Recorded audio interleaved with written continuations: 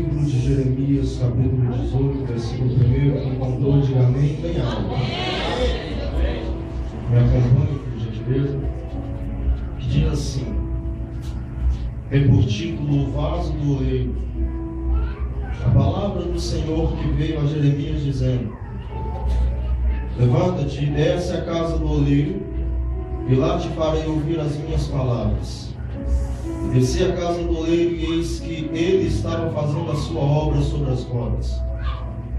Como o vaso que ele fazia de barro quebrou-se na sua mão, tornou a fazer dele outro vaso, conforme o que pareceu bem aos seus olhos a fazer. Então veio a minha palavra do Senhor dizendo: não poderei eu fazer de vós como fez este oleiro, ó casa de Israel? Diz o Senhor: eis como o barro na mão do oleiro, assim sois vós na mão, ó casa de Israel. Repita comigo: ó casa de Israel. Mais forte: ó casa de Israel. Tome seu assento, meu Senhor.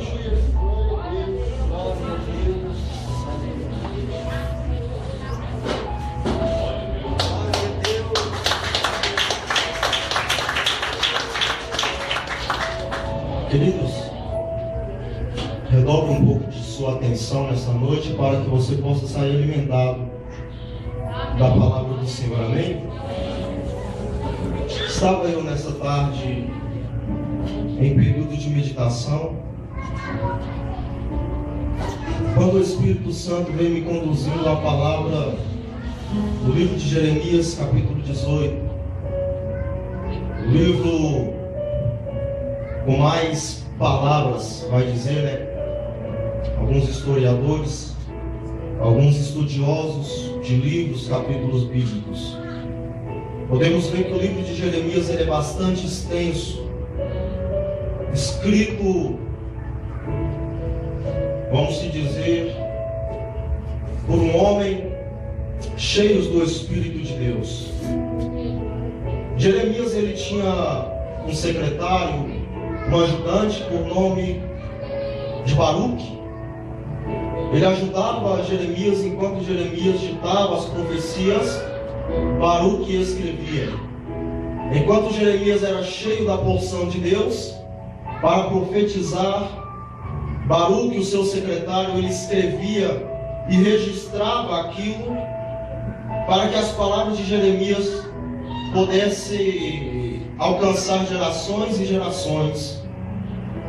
E quando eu me encontro meditando no livro de Jeremias capítulo 18, o Espírito ele vai me conduzir de uma forma muito sensível, a ponto que eu possa entender claramente aquilo que Deus estava querendo dizer para o povo de Israel. Uma nação que já estava aprofundada no pecado, uma nação que já estava aprofundada na prostituição, a ponto de líderes espirituais, sacerdotes, sumos sacerdotes, pessoas que eram nome e referência em Israel, estava aprofundado no pecado. Mas Jeremias ainda era jovem, repita comigo: jovem, novo. Jeremias era ainda um menino. Quando a palavra do Senhor vem a Jeremias dizendo, no livro de Jeremias capítulo 1, vamos ver Deus indagando Jeremias, dizendo: Jeremias, ponte de pé, porque eu farei de ti um grande profeta. Porém Jeremias ele se intimida com a voz de Deus e com a carga que Deus estava dando para ele. Pergunta-me que carga é essa? Mais forte, pergunta-me que carga é essa? O peso da palavra. A palavra ela possui um peso, e este peso que possui sobre a palavra é uma responsabilidade muito grande. É uma responsabilidade que pode causar perseguição. É uma responsabilidade que pode causar até mesmo uma grande falência espiritual, conjugal. Mas por que pode causar essa grande falência? Porque essa palavra tem peso. Se você ousar a liberar a palavra de Deus sem ao menos um preparativo, isso pode causar um peso, uma carga a qual você mesmo não pode levar. O que o livro de Provérbios, se eu não me engano, me falha a memória, vai dizer? Que os meus carregam uma carga que nem eles mesmos podem suportar. É aquelas pessoas que carregam a palavra de Deus, mas não têm um equilíbrio próprio de pregar a palavra de Deus. Que equilíbrio é esse? Preguem a palavra de Deus de uma forma inadequada. As pessoas que preguem a palavra de Deus de uma forma incorreta, pregam aquilo que não pratica, fala alguma coisa que está no contexto bíblico aqui, mas amanhã está fazendo algo totalmente diferente do que aquilo que pregou. Então a palavra, ela responde uma carga pesada. Que carga é essa? A responsabilidade. Se você levanta para pregar a palavra de Deus, esteja aprumado e em dia com Deus, para que a palavra de Deus seja honrada na tua vida. Caso contrário, não vai ser honrada. Aleluia. Quantos compreendem? Diga amém. Então a palavra de Deus vem a Jeremias dizendo: ponte de pé. Porém Jeremias, ele vai ouvir, é audível aquela voz. Então ele vai interpretar de uma forma bem clara que é o grande Deus que fala com Jeremias. Mas o que Jeremias vai falar? Ó Deus, eu ainda sou um menino, não sei falar. Como pode eu, a nação de Israel, pregar contra ela? Ou pregar contra o adultério, ou pregar o conserto, ou adverter aquelas pessoas que estão em alto cargo, que é os grandes sacerdotes. Como posso eu? Mas Deus vai dizer grande claramente para Jeremias escutar: Jeremias, quem irá pôr as palavras na sua boca não é o homem. Quem vai pôr as palavras na sua boca é aquele que criou o céu, é aquele que criou a terra, é aquele que criou tudo que há na galáxia, aquele que criou o animal, aquele que criou o homem, aquele que tem poder nos céus e embaixo nos céus, aquele que tem poder acima de tudo e de todas as coisas. Deus estava querendo impor no coração de Jeremias que por mais que Jeremias fosse com medo ou sem medo, teria que cumprir, porque a palavra estava provindo do céu, não era da boca do homem, era da boca de Deus. E tudo aquilo que provém da boca de Deus, passa um dia, passa uma semana, passa um mês, passa 2 meses, pode passar até mesmo um ano, vai ter que cumprir, porque a palavra é de Deus. Aleluia.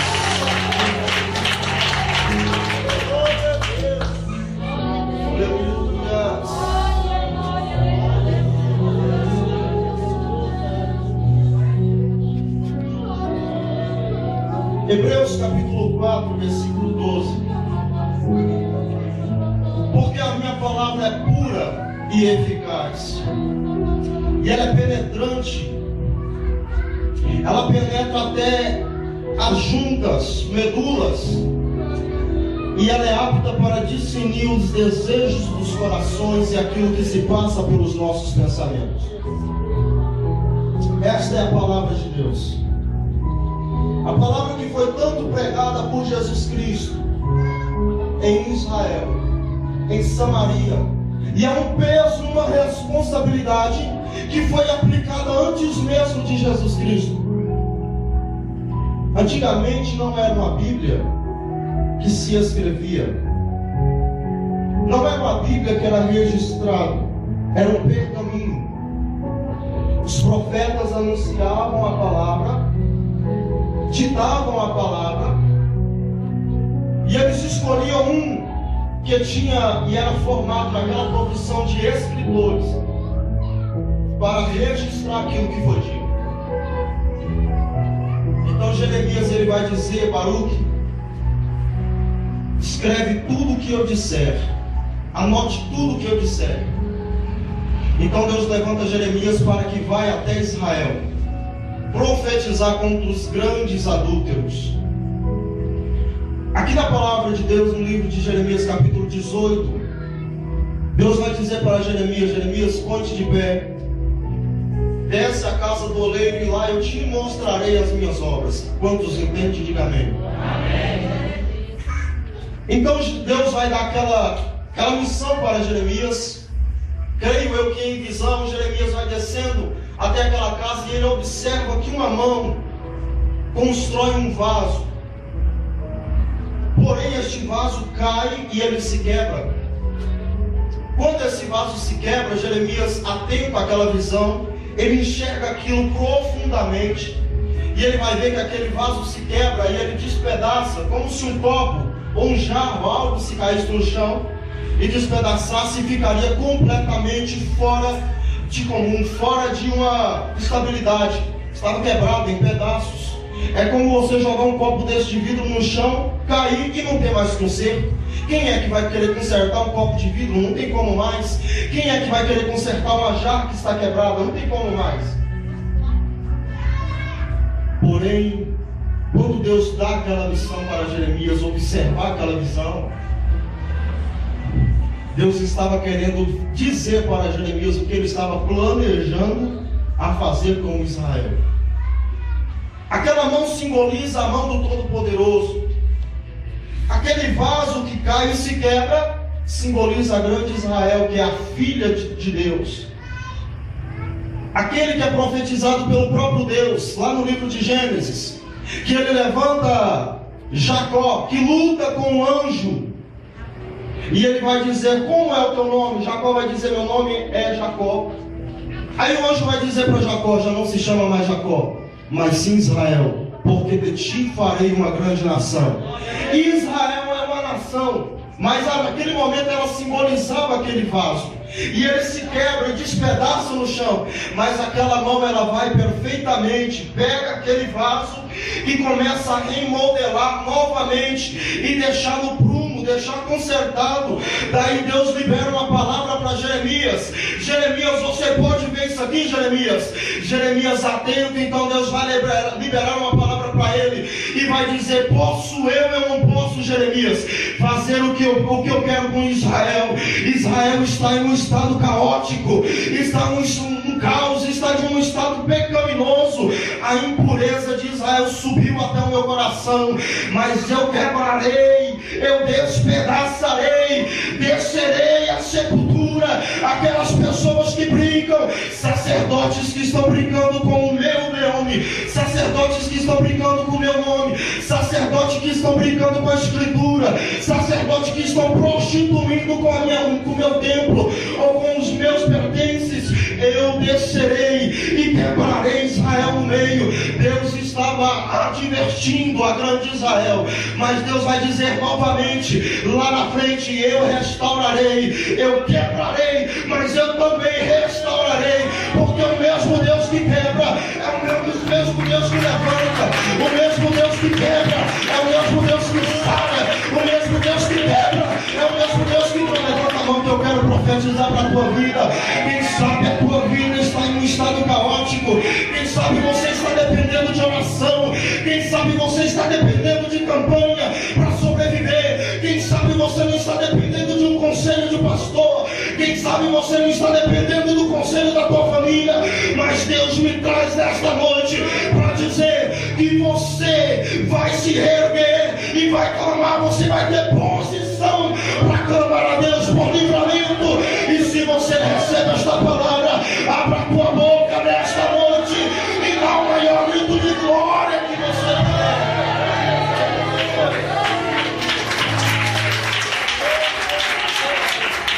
Deus vai te capacitar, Deus vai te dar autoridade. Você não vai precisar mais de uma pessoa, de um homem ou de uma mulher para orar para a tua vida. Sabe por quê? Você mesmo vai interceder pela tua própria vida. Se você crê nesta noite, pelo amor de Deus, dá um sinal, um brado de glória.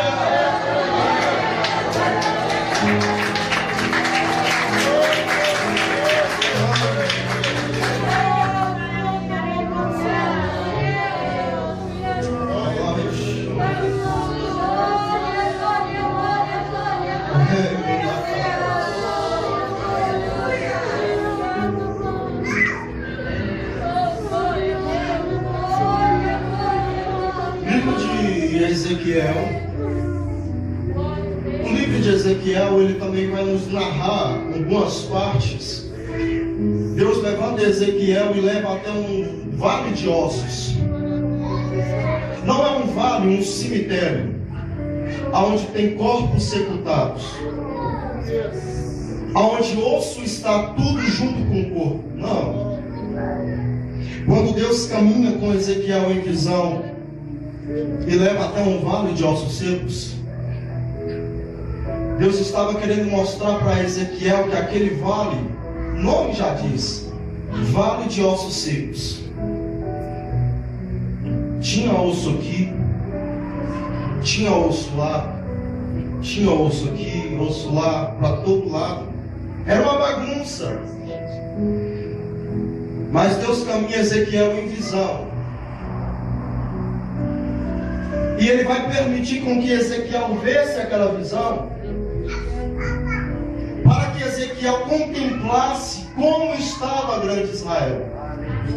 Se você pegar o contexto de Jeremias capítulo 18 e esta passagem bíblica no livro de Ezequiel, que diz acerca do vale de ossos secos, vamos perceber que há uma grande semelhança entre as... De fato, trata-se da mesma história. De fato, trata-se do mesmo assunto. Porém, Deus dá uma forma de vista para um profeta e uma forma de vista para outro profeta. Jeremias teve uma forma de ver como estava o jeito, como Israel estava na presença de Deus, e Ezequiel teve outra forma de ver e prever como Israel estava na presença de Deus. Mas Deus permite com que Ezequiel vê aquela imagem. Ezequiel assusta porque é um vale de ossos, tudo misturado, um em cima do outro, não tem conserto. O osso do braço está de um lado, o osso do pescoço está de outro lado, o osso da perna está aqui para lá, está uma bagunça. Aí Deus vai mostrar para Ezequiel como está a grande Israel. E Ele vai liberar uma palavra: Ezequiel, diga-me, pode esses ossos reviver? Vou perguntar de novo. Deus vai falar: Ezequiel, pode esses ossos reviver? Vou perguntar de novo. Ezequiel, pode esses ossos reviver? Mas Ezequiel, cheio do poder do Espírito, ele vai olhar para os olhos.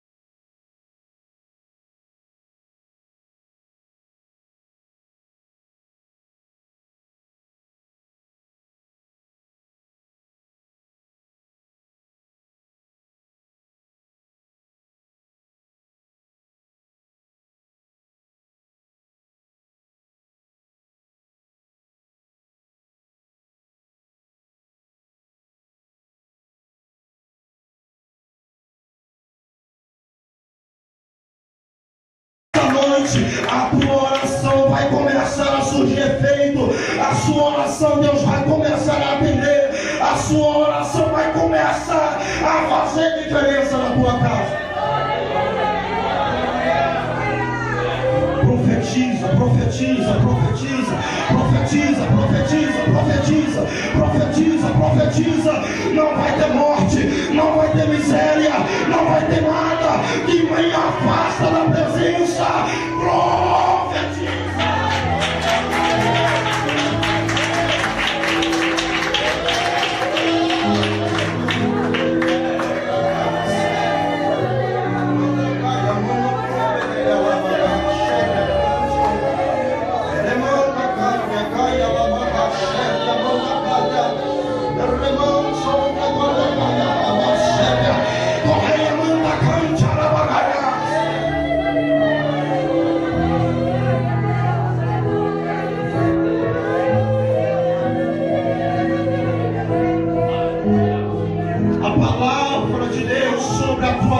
Tem poder.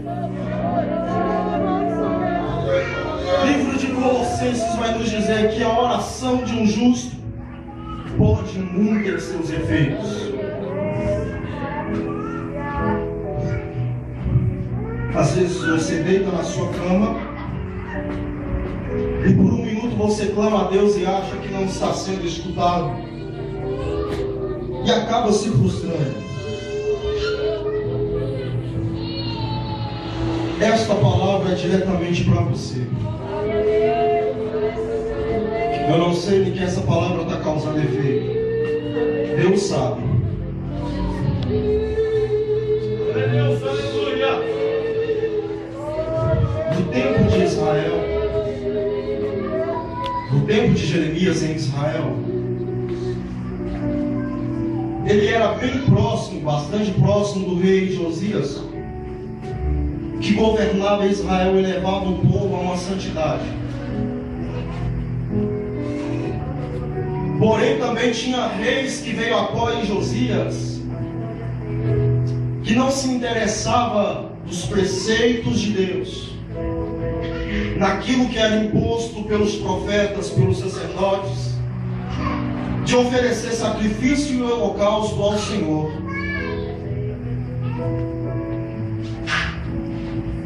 Então vai vir Jeoaquim, ele pega aquelas escrituras que foi imposta pelo próprio Jeremias, e ele vai consumir com aquelas escrituras, porque as profecias de Jeremias estavam amedrontando os reis, estavam amedrontando o povo de Israel. Então eles começaram a tomar uma grande antipatia da cara de Jeremias, começaram a formar uma grande perseguição do profeta Jeremias. Então Jeremias ele vai observar isso e ele vai lamentar. Isso nós vamos encontrar algumas partes nos livros das Lamentações do profeta Jeremias. As grandes lamentações de Jeremias.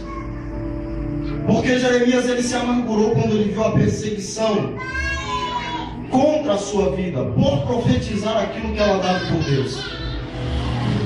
Então Jeoaquim ele vai consumir com aquilo, o rei Joaquim vai consumir com aquelas escrituras que foi feito para alertar o povo de Israel com que Deus ia. Ele vem, profetiza isso, profetiza aquilo, profetiza, permita-me a palavra, desgraça em Israel. Ele profetiza que Israel vai entrar em um estado de calamidade. Tem como? Nós temos que prender Jeremias. Pegam Jeremias, lançam Jeremias no calabouço, lançam Jeremias na cisterna. Lá na cisterna é composta a maior lamentação, que é o livro das Lamentações. O livro das Lamentações foi feito, acredito eu, não vou dizer que a Bíblia vai dizer, acredito eu meditando que a maior parte do livro das Lamentações foi escrito dentro da cisterna, dentro da prisão. É quando Jeremias está angustiado, quando Jeremias está preso, quando Jeremias está com a sua alma aflita, achando que tudo já está perdido, que Israel já acabou, não tem mais para onde ir. Aí Jeremias pega aquele, na época era o pergaminho, e ele começa a ditar para que Baruque comece a escrever aquilo que é dito por Deus. E ele começa a falar: ó Deus, tem misericórdia de Israel, ó Deus, tem misericórdia do teu povo, ó Deus, tem misericórdia do teu povo que não vê o que faz, tem misericórdia dos reis de Israel, tem misericórdia dos príncipes de Israel, tem misericórdia dos sacerdotes de Israel, pois estão aprofundados em cego pelo pecado. Ali é escrito a maior lamentação que foi feita pelo profeta Jeremias, conhecido como profeta chorão. Por que Jeremias chorava? Porque ele via claramente o que é que Deus projetava para Israel, mas a Israel estava com os olhos fechados, não conseguiam enxergar aquilo que foi dito por Deus. Eu vou quebrar, mas eu vou restituir. Jeremias tinha enxergado aquilo que os próprios reis, as lideranças não conseguiam enxergar. Eu abro um parêntese aqui nesta noite e venho a dizer: na tua casa, a cabeça da tua casa, a cabeça da tua casa às vezes é você, porém você tapa os teus olhos e não quer enxergar o que está acontecendo dentro da tua própria casa. Está entrando o vício, está entrando a prostituição, está entrando a idolatria, está entrando aquilo que não agrada, aquilo que desagrada a ordem de Deus, a soberania de Deus. Nós temos que dever celebração somente a Ele que é digno de honra, de glória, de louvor, de honra, de glória, de louvor e de celebração. Só você que está entendendo isso, começa a dedicar a Deus aquilo que pertence a Ele, que é a verdadeira celebração. Aleluia. Eu não quero tomar mais tempo, já está jantar, as horas já estão avançadas. E coloque de pé. Tinha muita coisa ainda, mas o tempo não dá. O tempo não permite.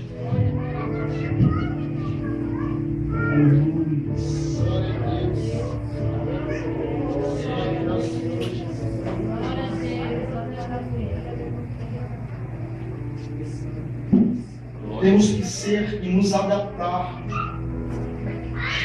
com a forma de que Jeremias se adaptava com a palavra de Deus. Deus vai falar dessa forma para Ezequiel: Ezequiel, eu te enviarei a Israel. Porém, Ezequiel, eu te levanto, mas não entra na prática com o que eles estão praticando. Se afasta do pecado, porque eu confio em você, Ezequiel. Eu ponho um rolo dentro de teu ventre. Eu ponho a minha palavra dentro de você, Ezequiel. Profetiza, pregue, seja grande, seja pequeno, seja rico, seja pobre, pregue a minha palavra e pregue a advertência. E cabe a mim adverter o meu povo. E Ezequiel começa a pregar também. Jeremias começa a pregar contra o pecado. Ezequiel começa a pregar contra o pecado. Deus levanta Daniel para pregar dentro da Babilônia. Oséias, Amós, Malaquias, tantos outros que Deus confiou a obra. Faça assim sua mão. Assim Deus confia em você também. Somos uma geração que Deus está levantando para pregoar a palavra com responsabilidade. Deus está despertando almas nesta noite. Deus está despertando vidas nesta noite. Deus está confiando responsabilidade nas tuas mãos esta noite. Deus está despertando esta noite.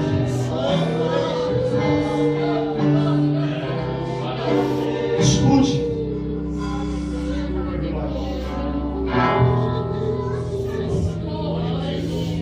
Quem aplaude o seu momento, fecha seu olho e diga na boca: raramente aplaudiria sua história, pois eles não conhecem o teu sofrimento.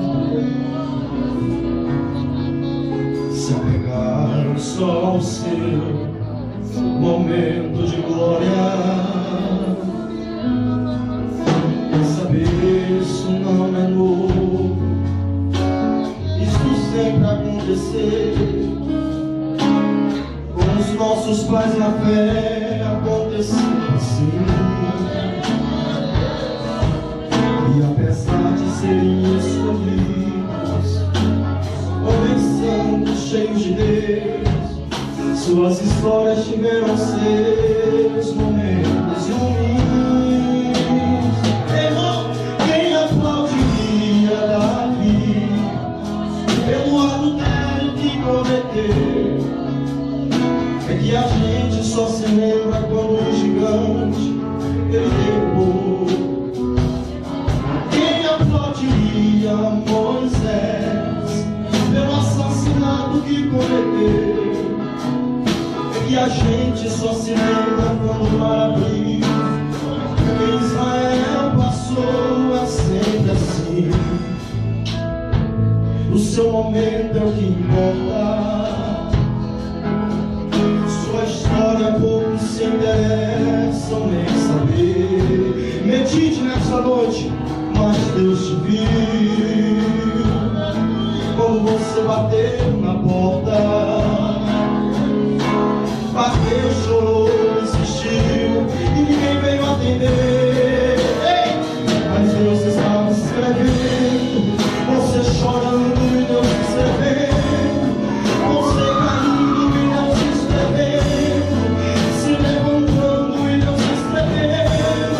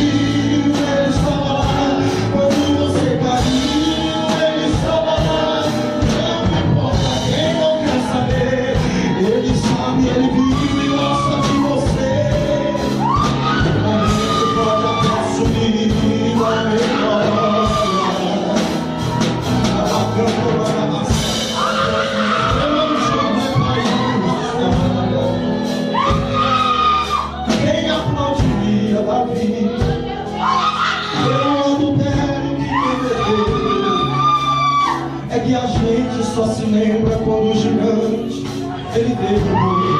Muitos não clamavam por você, mas nem a podia. Pelo assassinato que cometeu. É que a gente só se lembra quando o mar abriu. Então Israel passou. É sempre assim. O seu momento de volta. Sua história pouco se interessam nem saber. Ei, mas Deus te viu, Deus te viu, Ele te viu. Quando você bateu na porta, bateu, chorou, insistiu, e ninguém veio atender. Mas Deus está escrevendo, você chorando e Deus escrevendo, você caindo e Deus escrevendo, se levantando e Deus escrevendo. Cabeça